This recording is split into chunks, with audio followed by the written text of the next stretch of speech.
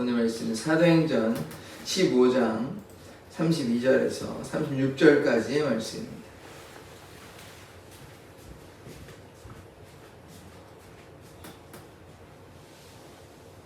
사도행전 15장 32절에서 36절까지의 말씀을 저와 여러분이 교독하도록 하겠습니다.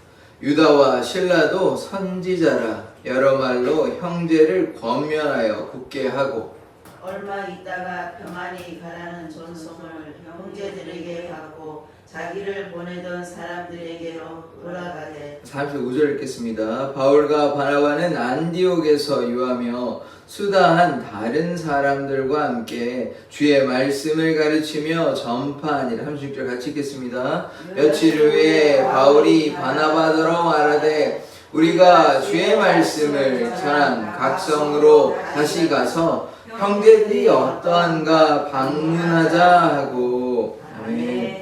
하나님, 우리가 어떠한 상황 가운데서도 주의 말씀을 쫓아 주의 말씀을 증거하는 자 되게 하여 주시옵소서. 예수 그리스도의 이름으로 기도드립니다. 아멘. 이 바나바와 바울이 되는 이제 안디옥으로 돌아왔습니다. 이제 둘이서만 온 것이 아니라 같은 이제 유다와 실라 이 일행을 데리고 갈 때도 좀 다른 사람들과 같이 갔었는데 이제 올 때도 유다와 실라를 이제 같이 데리고 오고 그리고 편지를 가져와서 우상 숭배하지 마라 그리고 권면의 말씀을 가져와서 그래서 그들이 기뻐하였다는 말씀을 본 것입니다. 이제 예루살렘의 이 회의의 결과는 무엇이냐면 할례가 이제 더 이상 중요한 것이 아니다. 이제 세례를 받고 또 예수 그리스도로 말미암아 구원을 받아야 된다. 모든 민족의 하나님, 이방인의 하나님 되신다는 것을 계속해서 강조해서 이야기하고 있는 것입니다.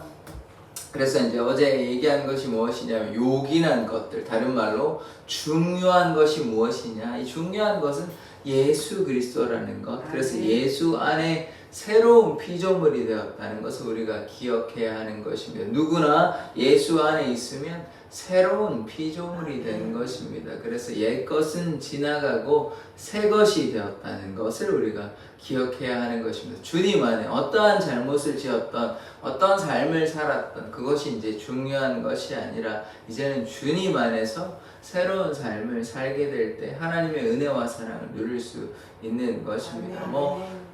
지금은 이제 그런 사람들이 거의 잘 없지만 예전에는 이제 어려운 시기다 보니까 예전에는 깡패 하시다가 이제 폭력을 많이 일삼으시다가 갑자기 이제 변화돼가지고 목회자가 되시는 경우가 한두 명이 아니었습니다.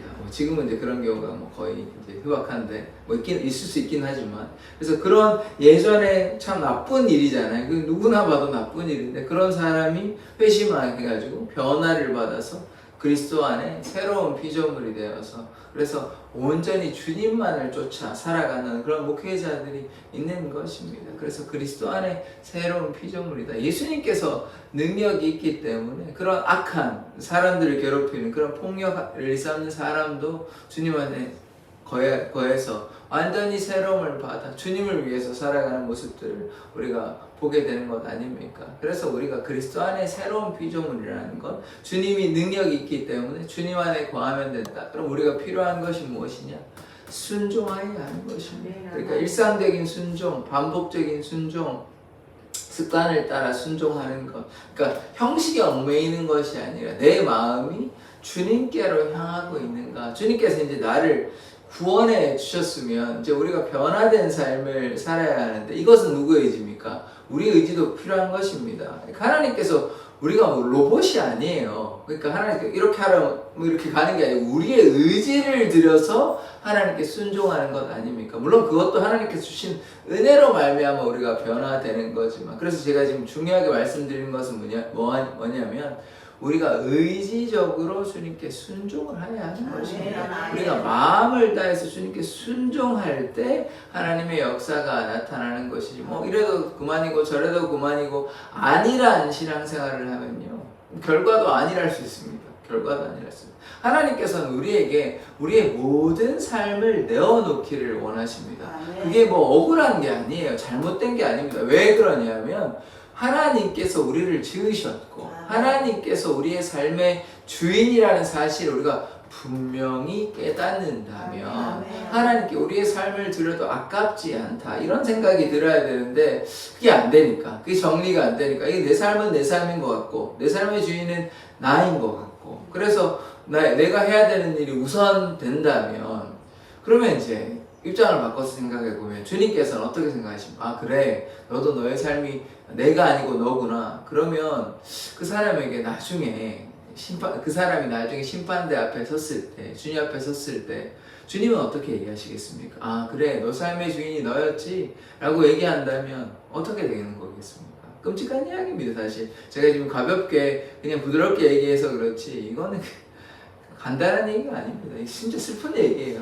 네, 너무 슬픈 얘기입니다. 이게 경각심을 가지고 주님 앞에 나아가야 되는데, 분명히 하나님께서 구원해 주셨잖아요. 우리를 구원해 주셨으면 우리가 주님께 믿음으로 순종하고 의지를 내어놓고 우리의 삶을 다 주님께 드려도 아깝지 않다, 이런 고백이 나와야 진정한 하나님의 사람인데, 하나님을 사랑한다 그러면서 자신의 삶의 주인은 정작 누가 되냐면 자기가 돼가지고 자기가 하고 싶은 거 이것도 하고 저것도 하고 하나님의 일은 소홀히 하고 뭐 적당히 하고 이러면 하나님도 적당히 생각하실 것입니다. 하나님도 적당히.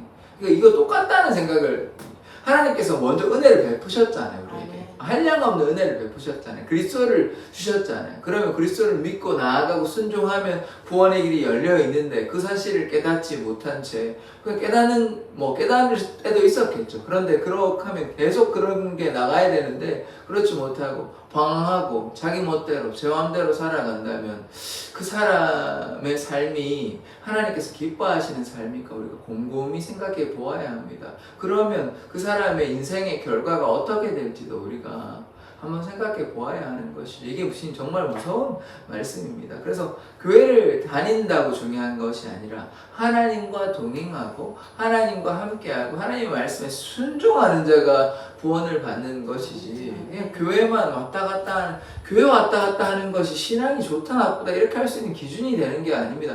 물론 교회 나오니까 뭐 하나님을 믿나 보다 이렇게 생각할 수 있지만 의외로 그렇지 않은 사람들 많이 있습니다. 구원의 확신이 있냐 물어보면 교회는 다니지만 구원의 확신 뭐 그런 얘기 왕왕 듣잖아요. 장로님인데 뭐 30년 40년 이렇게 신앙생활 뭐 오래 하셨는데 구원의 확신이 없는 장로님, 이런 장로님도 왕왕 있는 것입니다. 장로님이면 신앙이 있다고 생각해서 세운 것 아닙니까 교회가. 그런데 정작 자신은 구원의 확신이 없는 경우도 있는 것이에요. 그러니까 이게 뭐 누구 장로님을 제가 뭐 얘기하려고 하는 것이 아니라 우리의 모습이 그렇게 될 수 있다.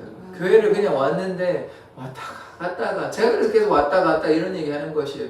교회를 오는 게 중요한 게 아니에요. 하나님 만나고 하나님과 동행하고 예수의 말씀을 따라가는 것이 진정한 교인의 삶, 진정한 하나님의 사람, 진정한 성도의 삶인데, 그렇지 아니하고 그냥 매주 한번 혹은 뭐 격주에 한번 그냥 어쩌면 더 이제 가끔씩 뜨문뜨문 이렇게 나오는 것은 뭐 누가 억지로 이렇게 해서하는 신앙밖에 안 되는 거잖아요. 그거는 참된 신앙이라고. 우리가 좀 더 쉽게 얘기해 볼까요? 공부를 해라 라고 얘기했는데 학교에요 매일 나와야 되는데 뜨문 나옵니다. 그러면 이게 공부하는 겁니까? 안 하는 겁니까? 안 하는 거죠. 그러면 공부 안 하는데 좋은 성적 받을 수 있습니까?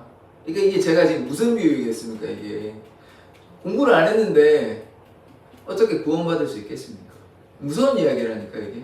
교회를요 또 나오기도 해요. 나오기도 하는데 뭐 학교에 나와가지고 맨날 잠만 자고요, 딴 생각하고요, 공부를 안 하고요, 선생님 말씀 안 듣고 내 마음대로 하고 그냥 뭐 학교를 나왔으니까 졸업은 받는다 칩시다. 그러면 학교 졸업장 가지고 있으니까 이게 구원받을 수 있는 요건이 되는 걸까요? 그러니까 교회만 매주 나오니까 그래도 뭐 성도님이 교회에 매주 나오니까, 근데 실상은 안에 알맹이는요 아무것도 안 해요. 그냥 교회 나오는 게 전부예요.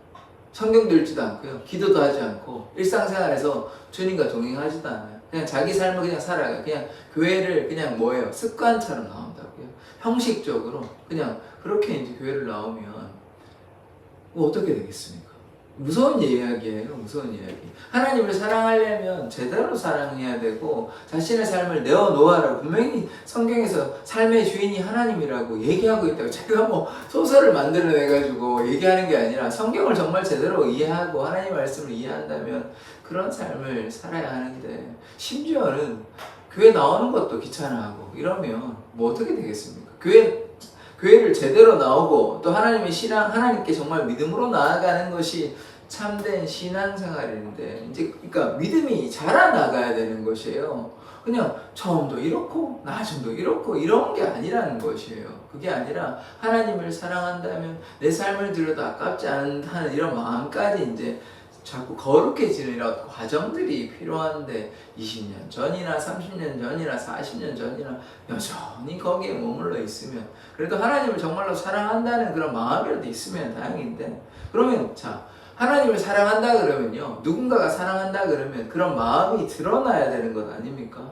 근데 드러나지는 않아요. 누가 봐도. 교회도 열심히도 나오지 않고, 교회 나온다 하는데 뭐 전도를 하냐, 뭐 기도를 하냐, 말씀을 읽냐, 아무것도 안 해요. 그냥 뭐 기껏 나오는 게 뭐 한 주에 한 번 정도 교회 나오는 거, 그게 다인 신앙생활이면 이게 참된 신앙생활이 맞을까요?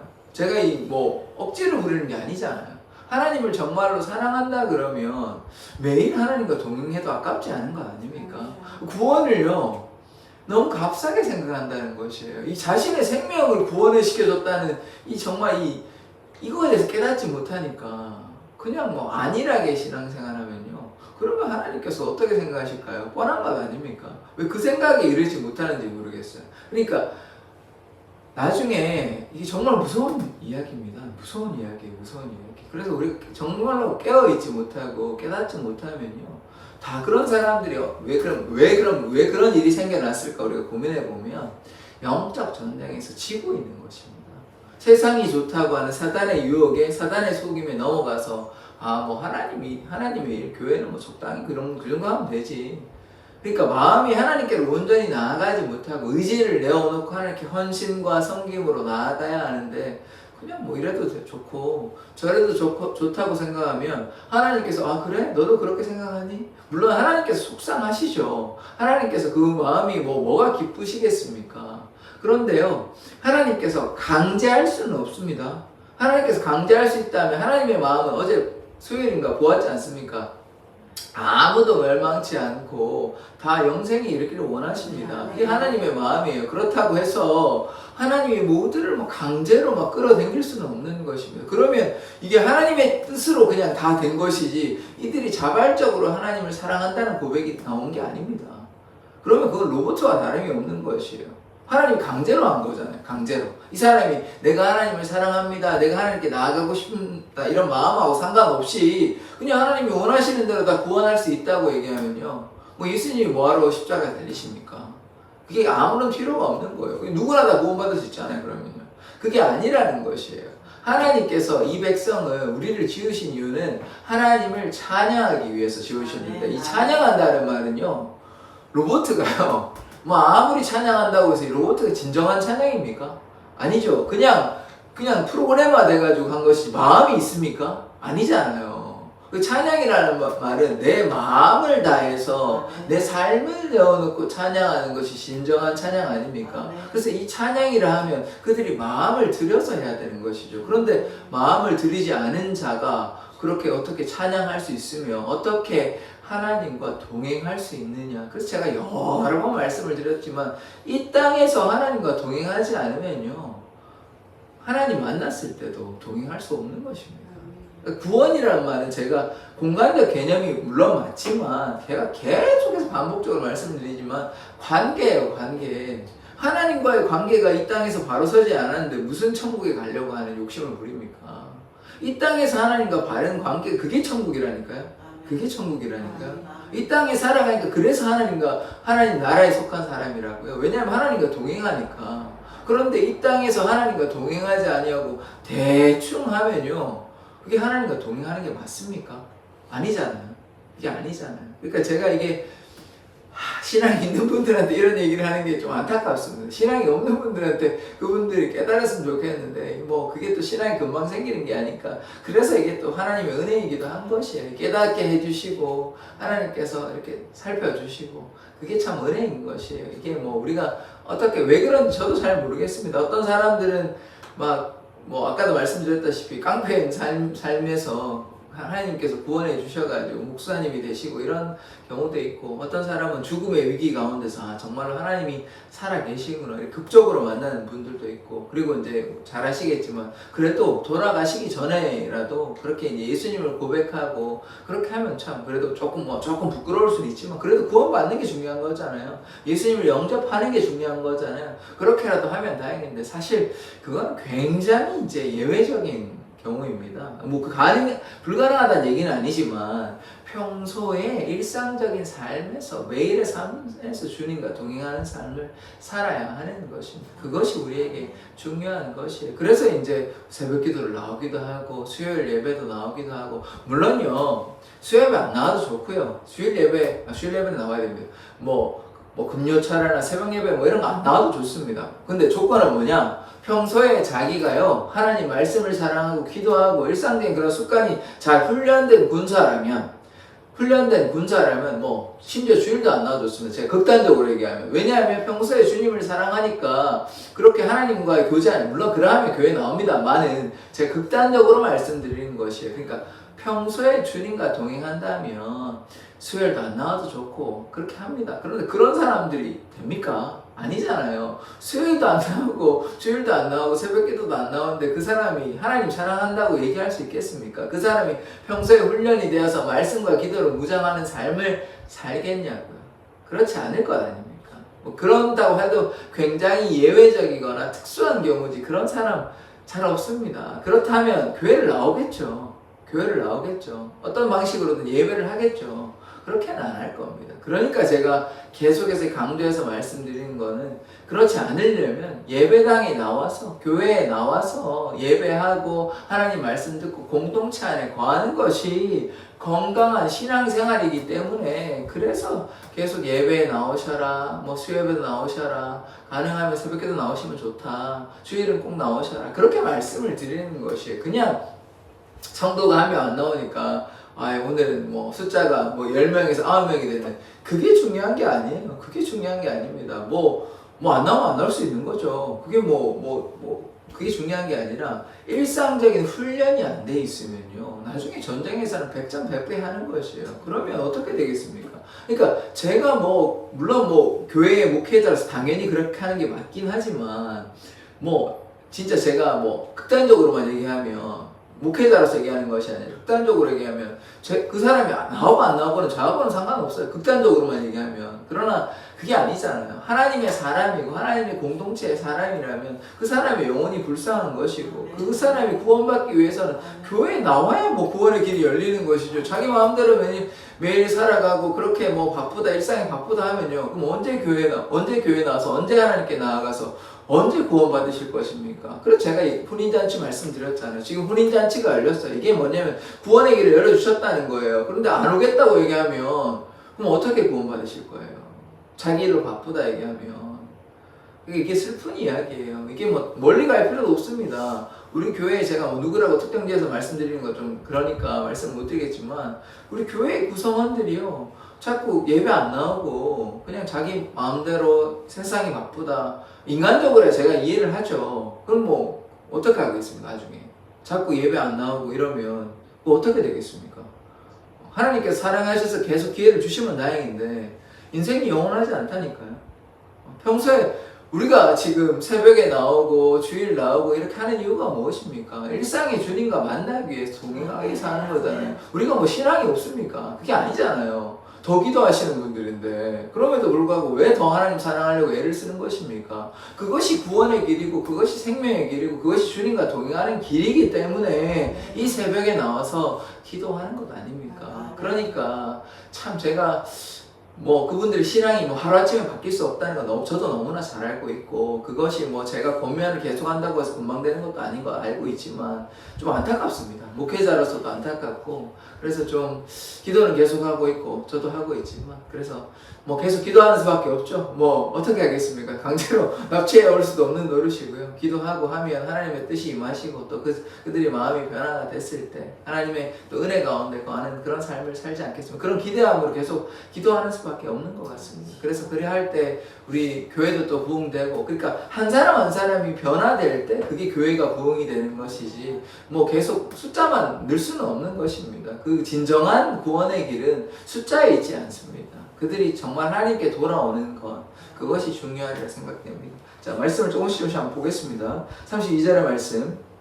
유다와 실라도 선지자라 여러 말로 형제를 권면하여 굳게 하고, 이제 어제인가 그저께인가 말씀을 드렸던 것처럼 유다와 실라가 선지자입니다. 그 당시에 선지자 직책이 있었다는 것입니다. 그래서 여러 말로 형제를 권면하여 굳게 하고, 이제 예루살렘에 대표격으로 와가지고 지금 형제들 권면하는 것입니다. 이 선지자라면 대단한 사람들이에요. 사도와 선지자들은 특징이 뭐냐? 하나님의 뜻을 직접적으로 듣고 깨닫는 자들입니다. 그래서 이 말씀을 전해준 것이죠. 권면한 것입니다. 하나님의 뜻은 이러한 것이다. 이 사람들이 당연히 기도 열심히 하겠죠. 하나님께 가까이 가니까 선지자의 직분이 되는 것입니다. 선지자가 아무나 되는 것이 아니거든요. 하나님과 정말 친밀함이 있고 가까이 나아갈 때 하나님께서 그 사람을 선지자로 세우는 것입니다. 아무나 선지자 되는 것 아니에요. 그 당시에. 그러니까 구약의 인물들 보십시오. 정말 이 신앙이 뛰어난 사람, 하나님께 가까이 나아가는 사람이 선지자 되는 거지. 아무나 어중이 떠중이 세워가지고 선지자 세우지 않습니다.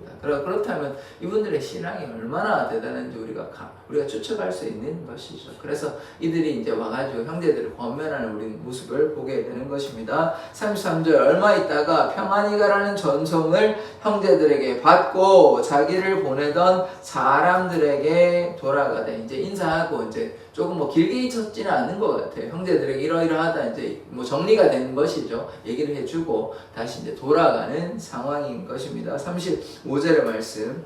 바울과 바나바는 안디옥에서 유하며 수다한 다른 사람, 이 수다한 말이요, 수가 많다는 뜻입니다. 많은 다른 사람들과 함께 주의 말씀을 가르치며 전파하니라. 이제 안디옥에서 계속해서 이제 말씀 사역, 전도 사역, 이렇게 제자를 양성하는 그런 사역을 감당하고 있는 것입니다. 36절 말씀. 며칠 후에 바울이 바나바더러 말하되 우리가 주의 말씀을 전한 각 성으로 다시 가서 형제들이 어떠한가 방문하자 하고, 요 말씀이 뭐냐면 요게 2차로 전도여행 가자. 우리가 이제 그렇게 명명한 것이긴 합니다만 1차 전도여행 끝났잖아요. 그래서 이제 다시 한번 가보자, 바나바야, 우리 다시 한번 가서 확인해 보자. 그래서 이제 우리가 이제 이 말씀 이후에 2차 전도여행이 어떻게 되는지를 보게 되는 것입니다. 그래서 이제 요렇게 갈 때는 이제 반대로 요렇게 가더라고요. 가까이 가더라고요. 이제 이렇게 배 타고 이렇게 가다가 다시 돌아오고 이랬는데, 요번에 갈 때는 안디옥에서 이렇게 지상으로 이렇게 가더라고요. 물론 다른 곳으로 나중에 가기는 합니다. 2차 여행 전도 여행지가 1차 전도 여행과 겹치는 부분도 있지만 다른 부분도 있는 것입니다. 뭐 마게도니아까지 나중에 가기도 하고요. 그래서 지금으로 얘기하면 뭐 그리스 쪽, 주로 터키에 머물러 있었는데 지금 현재 지도로 얘기하면 터키에서 이제 그리스 쪽으로 이렇게 넘어가는, 마게도니아가 지금의 그리스라고 보면, 그래서 그까지 가는 이제 2차 전도 여행을 이제 보게 되는 것입니다. 그래서 오늘 말씀 가운데서 이들이 이제 다시 가서 복음을 증거하는데, 이들이 복음을 증거한 것은 자신의 삶이 중요한 것이 아니라 복음 사역을 감당했다는 것은 내 삶에 이제, 그래서 이제 나는 죽고 그리스도만 내 안에 나타나는 삶.